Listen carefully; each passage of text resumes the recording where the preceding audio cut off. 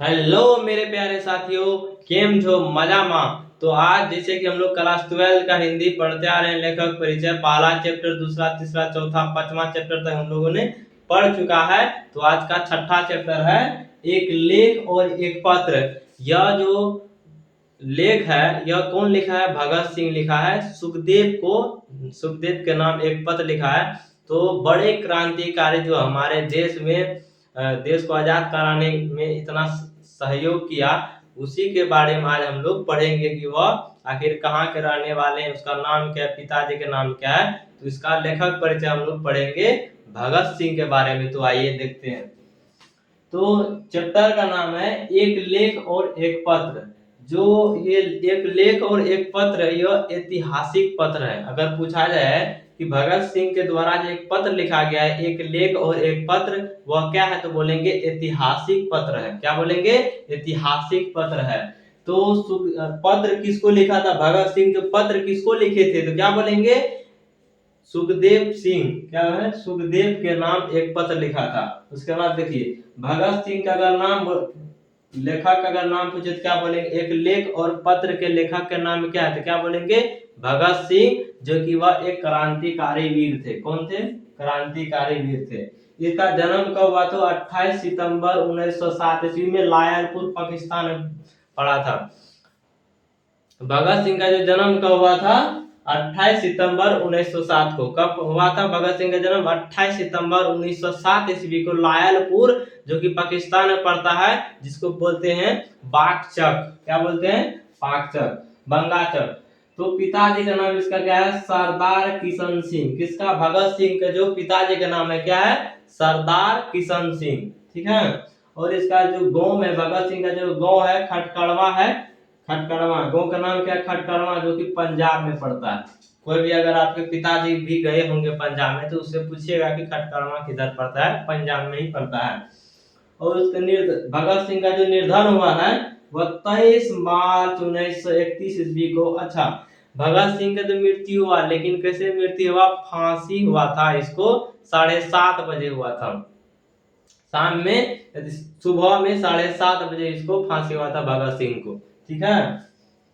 भगत सिंह के चाचा का नाम अजीत सिंह है। भगत सिंह के चाचा जी का नाम क्या है? अजीत सिंह। इसके जो सहयोगी थे तो लाला लाजपत राय हैं। इसके सहयोग कौन है? भगत सिंह की जो सहायता करने वाले लोग हैं, सहयोगी कौन है? तो लाला लाजपत राय। ठीक है। इसके छोटे चाचा का नाम है सरदार स्वर्ण सिंह। इसके भगत सिंह के छोटे चाचा का नाम क्या है? सरदार, छोटे चाचा का नाम सरदार स्वर्ण सिंह। और बड़े भाई का नाम है कुलवीर सिंह। कुलवीर सिंह या बोलो या कुलतार सिंह। जैसे हम लोग का एक आदमी, उसका दो नाम होता है, यही इसका दो नाम लेना, या बोलो कुलवीर सिंह या कुलतार सिंह, दोनों की है। 1914 ईस्वी में गदर पार्टी में जुड़े थे। भगत सिंह जो है 1914 में गदर पार्टी के साथ जुड़े थे। ठीक है। और 12 वर्ष की उम्र में ही स्वतंत्रता संग्राम में ही उतर गए थे। 12 वर्ष की उम्र में, या तो 12 वर्ष की उम्र में तो पता नहीं रहता है कि स्वतंत्रता है क्या। यहाँ पर ईक्सवादी में लगा रहता था। आप लोग नहीं, सीधा डायरेक्शन में चलिए। ठीक है। तो यहाँ पे देखिए, चौड़ा चौड़ी जो कांड हुआ था, जो क्लास 10 में भी पढ़े थे, 1922 ईस्वी में चौड़ा चौड़ी जो कांड हुआ था 1922 ईस्वी में हुआ था। यह कौन का? जो चौड़ा चौड़ी कांड हुआ था कब हुआ था? 1922 ईस्वी में हुआ था। आप लोग जानते होंगे कि क्लास 10 में भी हम लोग चौड़ा चौड़ी कांड पढ़े हैं। ठीक है। तो देखिए, 15 वर्ष की उम्र में गांधी जी से मोह भंग हो गया था। अच्छा, मोह भंग होने का कारण क्या है पता है? कि महात्मा जो गांधी जी थे वो नॉर्मल टाइप का आदमी थे, साहित्य अहिंसा के लिए। जैसे एक गाल में उसको मार दे तो दूसरा गाल देता निकालने के लिए, मारने के लिए। वैसे भगत सिंह नहीं था। वह था कि तुम हमको मारेगा तो हम तुमको छोड़ेंगे नहीं।